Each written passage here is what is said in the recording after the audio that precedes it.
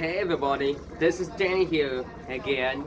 Today I'm gonna do a cartoon review.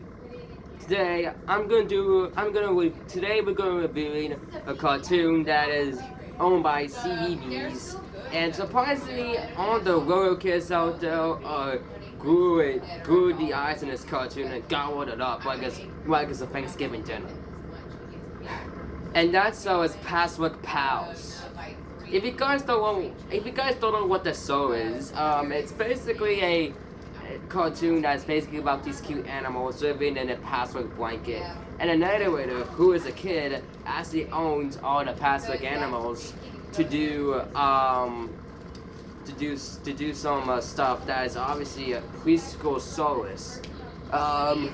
This show was aired on CBB, starting on 2017 actually, and it initially just so premiered all the way back in 2014, and on film,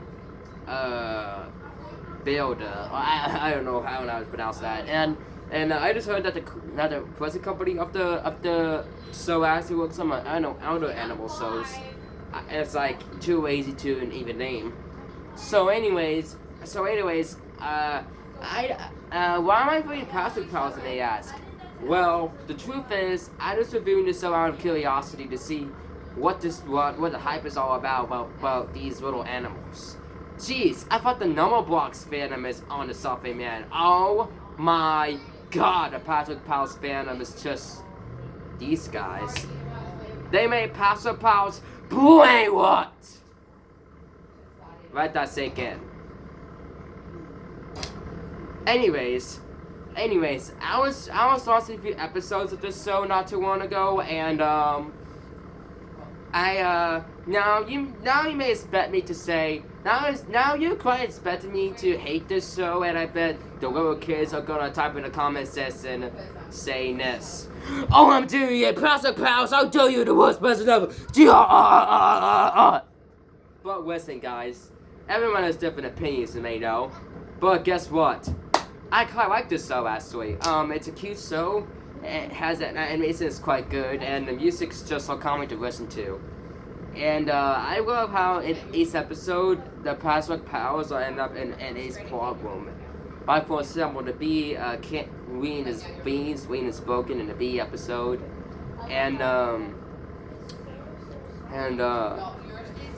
the chicken, you can't lay the egg and all that. Sometimes the Patchwork Pals are happy to do some things, like the rabbits going to the circus and all that.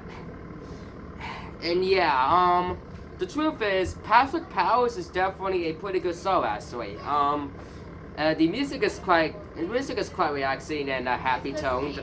The animation is quite good, even though it could be cheap sometimes. And overall, it's just a pretty decent show for preschoolers. However, there are some flaws about Patchwork Pals. Let me explain. The first flaw about the show is that this show, in my book, is. Sorry, okay, I need to get something out of my drawer. Table did the cookies. Table did the cookies. Sorry for all the technical did the cookies. Now it's back on track here. Okay. So the flaws about Patchwork Pals is that each episode is about 4 minutes long.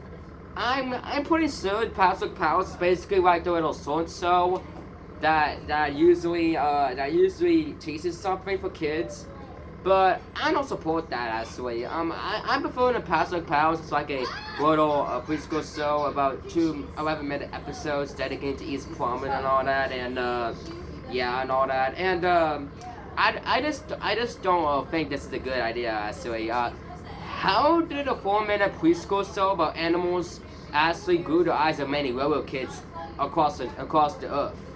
I just don't get it. I mean, take this. Let's take a look at another preschool show called Corn and Peg. If you guys don't know what Corn and Peg is pretty much a Nick Jr. show about 2 ponies named Corn and Peg going on do-good adventures. Now, this sounds like a 4-minute plot, but it has plenty of time for the episode because each episode is 10 minutes long. But Patchwork Pals, on the other hand, is 4 minutes long. I just don't see how that's the real point here. And also, the second form about Patchwork Pals is that sometimes the Patchwork Pals is kind of boring. I remember what sometimes the Patchwork Pals sounds, there's nothing going on. It's just like animal noises in the Patchwork Pals, and I just fell asleep. Heck, even Corn and Peg actually has more stuff going on in Patchwork Pals. And the last form about Patchwork Pals I have is that there's no actual dialogue in this show. I mean, I try to understand it of animals, don't get me wrong, but I just prefer when the animals actually have actual talk there. This show could have done better. I know it's supposed to be about this young boy have like a little Patchwork blanket with all the Patchwork Pals and all that, and basically they have a little Patchwork Pals to do something sad or happy and all that. But I just prefer when Patchwork Pals actually have actual dialogue. The only dialogue we get is the boy narrator.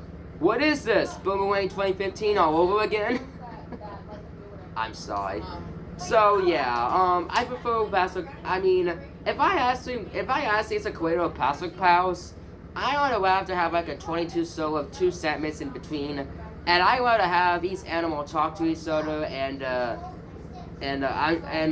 like a PBS Kids show, each character has his own interesting thoughts that could stand out, and sometimes the Patchwork Pals could get out the Patchwork blanket and now do something entertaining, so that kids and adults could watch, like a classic PBS Kids show.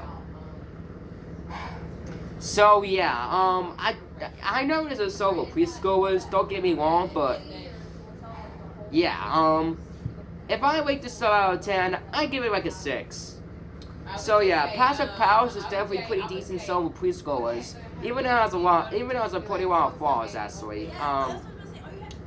Also, at the end of every episode, the problem solved, and then after that, there's nothing else to say. Kind of love it, to be honest with you. And at the end of it, say, "The wait for tomorrow for another lovely day." But get this, wait for tomorrow. Are you supposed to tell me to only watch one episode today? No. Research purposes. Oh my god. Man, you know, oh my god, actually. Oh my god. I mean, take Corn and Peg for example. At least Corn and Peg is actually like a cartoon that actually has real stuff going on in there, and this show actually has, this show is actually pretty long enough to do like a episode watch on, even though it's 22 minutes. However, with Patchwork Pals is basically that one show that you just lost for 3 minutes, and then after that we said tomorrow. You know I'm definitely onto something, man. But yeah, despite this flaws, Patchwork Pals is just a pretty good show for preschoolers. Is it perfect? Nah, it's not perfect. But Patchwork Pals is definitely a pretty good show for preschoolers. Okay, now you can't. Okay, now. Okay, I'm done this content review, and okay, now let me reason why I kind of like Patchwork Pals is that the character designs are so cute, but especially the polar bear and the bear character. I just want to hug the two. These two are so fucking adorable.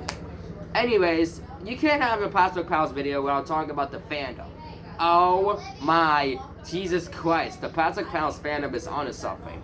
I find Numberblocks has the little kid fandom of all time. Patchwork Pals is the weirdest little kid fandom of all time. There's even a Patchwork Pals Stampede video. Oh my god. Oh my god. There's a lot of little kids on the internet that say Patchwork Pals a lot. There's a lot of little kids out there who love Patchwork Pals a lot, and those one also. Do you know it's sad? Here's okay now. Here's the fact that really makes me angry. Patchwork Pals actually has one user, one little kid user out there named Albia Washington or this. I don't know the actual name, and this user's name, and this user has a channel rules. And basically, in channel rules, if you scroll down the bottom, it said, no Patchwork Pals haters allowed. And then if you break these rules, you're grounded. Nope, I'm not making this up. This actually happened. If you type in "do not terminate" in the YouTube search bar, go to channel source, you find this channel pretty easily, but I don't remember his name. Oh dear God. Wow. This is, I mean, wow, man. The fandom is really something else, man. I hate tentacles. But despite the Roller Kid, despite the fans of this show and the flaws, Patchwork Pals is a pretty decent show. However, there are a lot of better preschool shows to us than this, but it's still a pretty decent show to say the least. And there's nothing else to say, so that's it. Thank you so much, and bye.